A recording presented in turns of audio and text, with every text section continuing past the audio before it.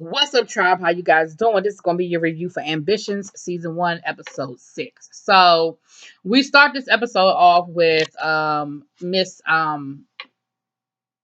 Stephanie. I don't know why I was gonna call her Jackie, Lord. Stephanie rolling in on Peters, giving him his rebranding plan. And Peters was like, first of all, did you come through up in here for some seconds? And second of all, why the hell you think I need to be rebranded? And she was like, well, look, for you to get this airport concession, your business, you don't really have the best reputation out here in the streets. So we need you to do some things. We need you to stop doing some other things so that we can make this get this concession pushed through. He was like, yeah, all right, whatever. He was like, but I'm gonna tell you what I really want. And then they had this really awkward sex talk moment where she was like, oh, you want some more candy? And he was like, yeah, I want me some brown sugar. And it was just ugh. And then she said, well, lucky for you, the buffet is open. It just ain't doing nothing for me. Anyway, um, over Miss Bella, her boyfriend, well, the football player shows up all beat up, lets her know that the mayor did it, and they had an awkward, the acting wasn't that great in these first couple of scenes. They had a little awkward moment where she was like, you need somebody to take care of you. He was like, oh, somebody like you. It just was, I don't know, y'all. Those first couple of scenes just ain't really do it for me.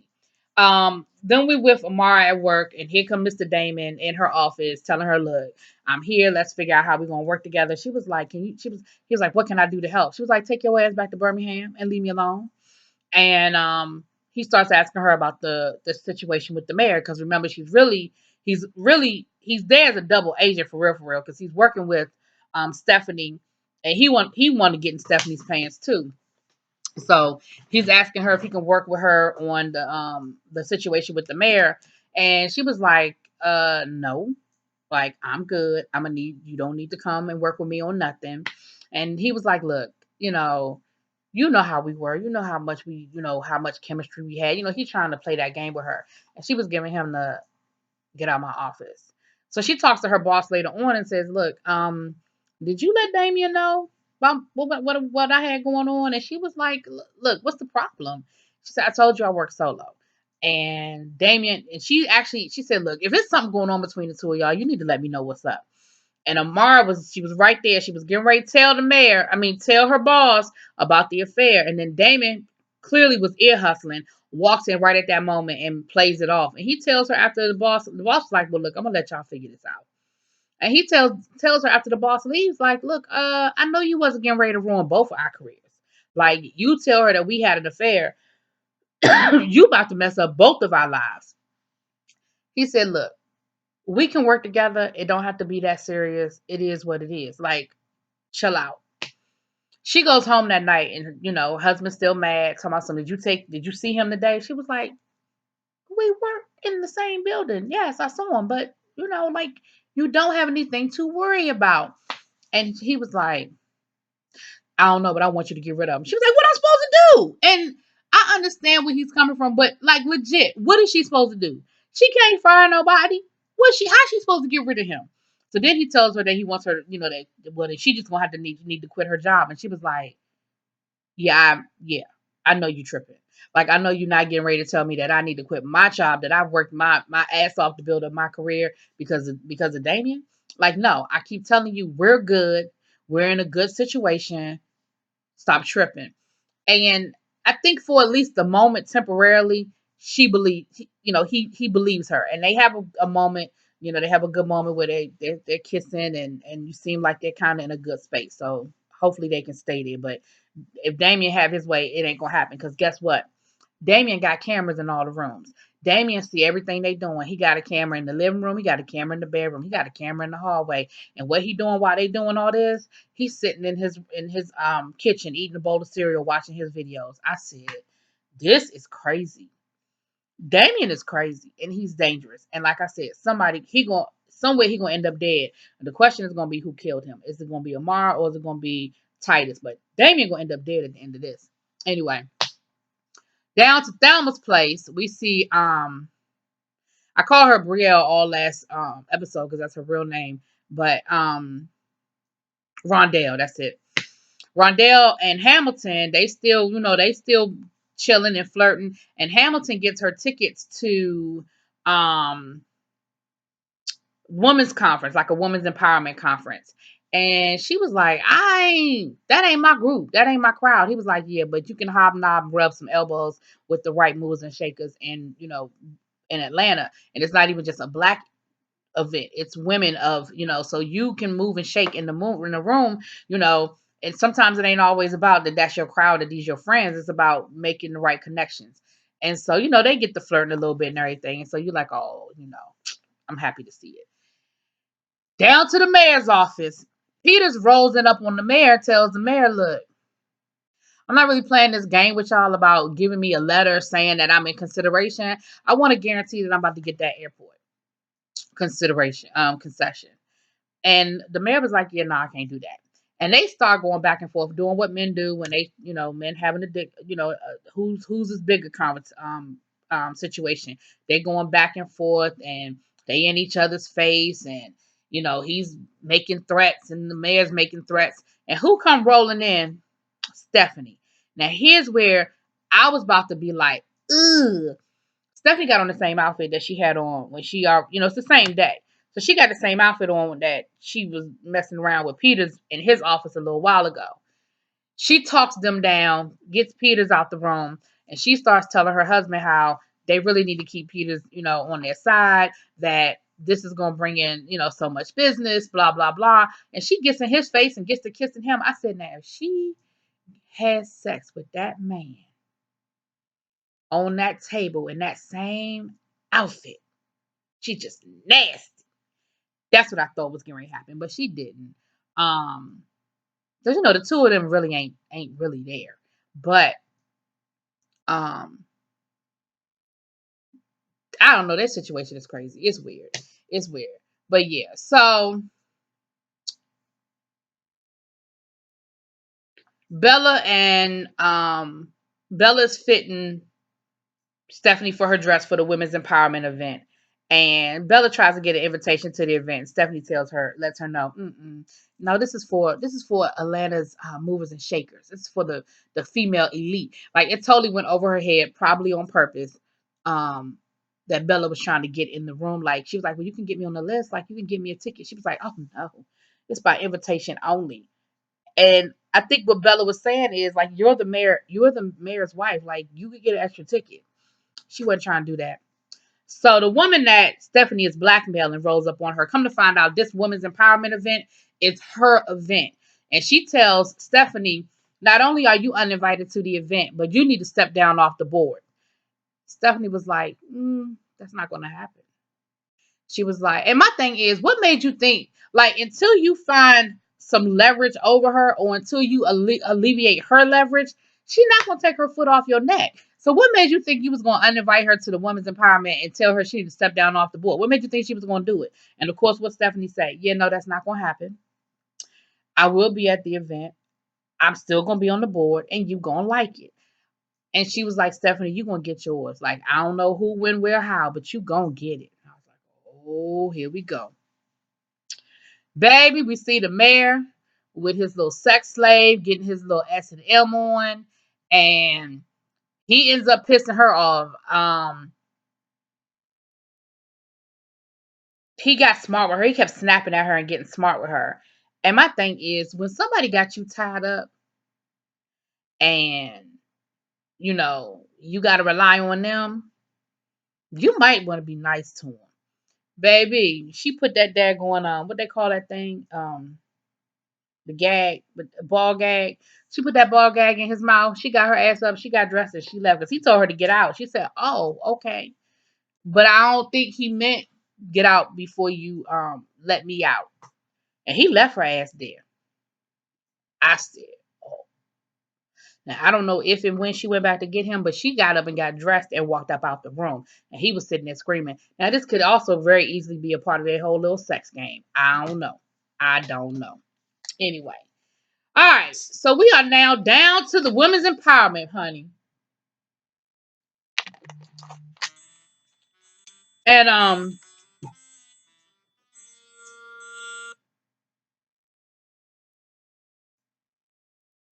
Sorry. And first we see Miss oh shoot. Y'all know who I'm talking about. Essence Atkins' character. She tries to roll up on Stephanie's mother and try to give her the, oh, it's so nice to see you. I haven't seen you, since we were back in Spelman. And thank you so much for everything you did for me and how you always made me feel like family. I mean, I would love for us to get together and have lunch sometime. She was like, oh, so we could talk about how you slept with my daughter's boyfriend and stolen from her. Is that what we're going to talk about?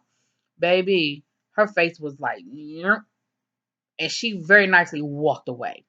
I said, now, you know, the mama ain't my favorite character in the world, but you knew better than that. Like, come on, you didn't think her mama knew what happened, and you didn't think her mama had her daughter's back. Like, come on, stop it. That was stupid. But then she sees that Andale is there, so of course the two of them are cool. As an Atkins and Andale, because Andale is just like, I mean Rondale, excuse me, Rondale. Um, she's just like, y'all, she's like, this ain't my cup of tea, this ain't my group of people, this, whatever. And of course, Stephanie rolls up on the two of them and got some nasty comments to say and some nasty words to say about both of them. Um, and again, it's just a catty moment where she's throwing out, she talks about Essence Atkins, Amara. She talks about Amara being a 9-to-5er. She talks about Rondale not going to college. And then the other lady rose up, the one she's blackmailing, her sorority sister that she's blackmailing. She was like, oh, look, the gang's all here. Sorority sisters once again, reunited. And like all of them are just looking at her like with daggers. And, she walks off. She calls Rondale, a bitch. And it's just setting a scene. I'm gonna get there. Bella's still trying to figure out how she gonna make all this work for her, right? And her and the boyfriend are sitting there trying to scheme on what they're gonna do to the mayor, and they decide they're gonna work together and they're gonna team up to try to get at the mayor because he ends up showing her the video from his watch. So she's like, oh, we got it. Oh, we got him now. Now we got him. So we're gonna see what they get into later on. Back to the coalition, back to the women's empowerment. The Purefoy girls are there. That's why I said this wasn't just a black event, because the Purefoy girls are there. Stephanie's daughter and the Purefoy daughter, they end up having a little rendezvous in the bathroom, honey. And who walks in on them in the bathroom? Stephanie. Oh, let me rewind. Rondale has a little moment with Stephanie's mother, and they get to talk. Because come to find out, Stephanie's mother's from the banks too. That she from the neighborhood, and that she married into her money. She from the hood, just like Rondale and the mayor from the hood. But of course, she tried to be one of them people that want to act like she don't, that ain't her thing no more. She been there and done that. Because she was like, well, why you not trying to save the banks? That's your neighborhood. And they got to reminiscing a little bit that they know the same people. But at the end of the day, she was like, but yeah, them ain't my folk no more. Them ain't my people. Um. And Rondell lets her know, look, I'm gonna stop y'all from what y'all trying to do down in the banks, no matter what it costs me. She said, no matter what? She said, no matter what. And then she said, okay. So I feel like that's a threat, Rondell. Watch your back. Because remember, the mama was the one that sent the man the first time that you thought was somebody else. Now, guess who else is at this women empowerment event? The mayor's chief of staff that got him still tied up and gagged over to the sex dungeon that they in. So I don't know where the mayor is. I don't know when she gonna go get the mayor, but she having fun at the little party. Stephanie rolls up on her and says, we need to talk. And of course she gets nervous because she thinks that Stephanie know what's up. Stephanie wants to talk to her about them airport concessions because she's trying to make sure Peters gets it, because her whole plan is contingent upon Peters getting that daggone airport concession. If not, everything falls apart. As she walks off from talking to her old sorority sister, the one she blackmailing, accidentally threw some red wine on her dress. And she got on this beautiful white dress, baby. The dress is beautiful. So that's when she goes to the bathroom to try to wash the wine out of her dress. And that's when she runs into her daughter and the Purefoy girl coming up out the bathroom. Now, what we also found out was this is all a setup. The Purefoy girl is getting close to the mayor's daughter, because it's all a setup for them to try with this lawsuit they got going on. So does she have real feelings for her? And it just happened that, she was like, oh, well, I'm messing around with her, I can learn something, or was it a setup from the beginning? Not quite sure. I'm starting to think it was probably a setup from the beginning. But Stephanie was like, oh, hell to the nah. She was like, Mom, is this about me being gay? She said, no, this ain't about you being gay. She said, I don't care who the hell you choose to date. You just can't date her. And they proceed to have a moment going out. They go back out, and Stephanie cusses all of their asses out, and threatens to even. It got nasty, and then finally, the daughter said, "You know what, Mom? She's right. Let's talk like civilized adults and work this out." So I don't know what's going on. I don't know who got what up their sleeve, honey, but it got real ugly and real tense. But as we walk around the room, um, Rondell and Essence Atkins end up leaving. They were like, "Look, this is enough. I've had enough of this." And later on, we see Rondell talking to Hamilton, and he asked her how things went and whatever, and she was like, "Look." We did see her making some connections. We did see her networking with some people, but she told him, "Look, I can't do this. This ain't my cup of tea." She said, and that daggone Stephanie, by the end of the night, Stephanie had everybody mad at her. And of course, we'll get to that. It's a who shot JR moment coming up. Bella and the boyfriend, I already told y'all that part. They decided they're gonna work together. But here's where the boyfriend made a mistake. He didn't gave Bella a copy. He didn't gave Bella that the drive with the video on it. And see, I wouldn't have gave her that without having copies in the cloud and my own copies. Because see, I don't trust Bella. Because at the end of the day, Bella wants the mayor. She still wants that to be with the mayor. So if she feel like she can use it to get that, that's you know what I mean? Like she would throw him over in a minute to feel like she could get that. Um, the daughter ends up telling the mom to kiss her ass and leaving. Like everybody is, they have this scene where they show everybody around the room laughing and joking, having a good time.